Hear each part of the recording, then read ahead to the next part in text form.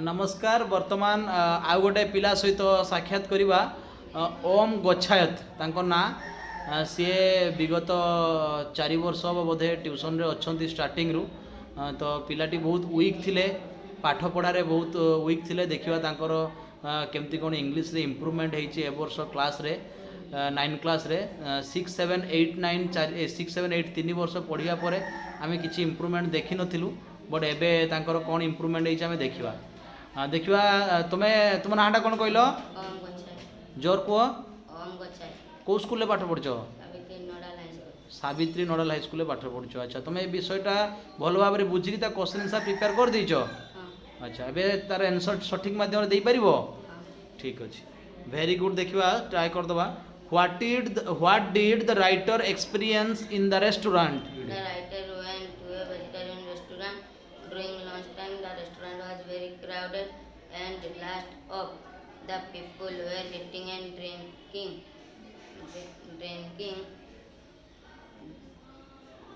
there. He found some of the chairs and tables had been pushed into a corner. He sat near the corner table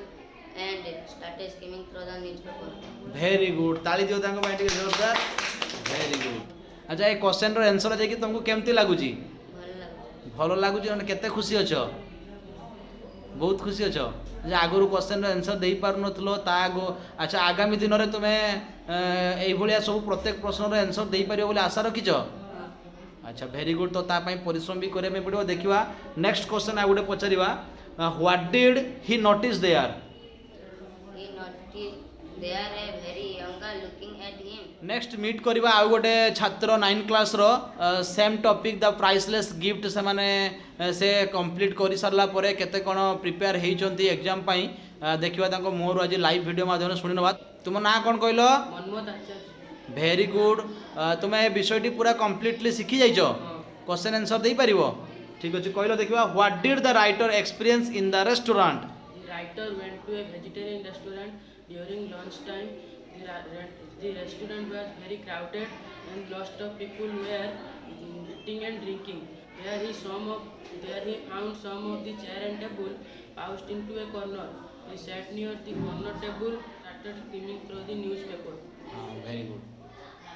देखिवा next question पचारिवा what did he notice there He noticed there a very young girl looking at him. Her eyes were giving a sad experience. Sad expression very good तांको ପାଇଁ ଟିକେ जोरदार ताली दियो आ गोटे question पचारिबा देखिए where did the writer go on the next Saturday On the next Saturday, come again, the writer went to the same restaurant where made the forecast. Very good ताली दियो तांको ପାଇଁ ଟିକେ जोरदार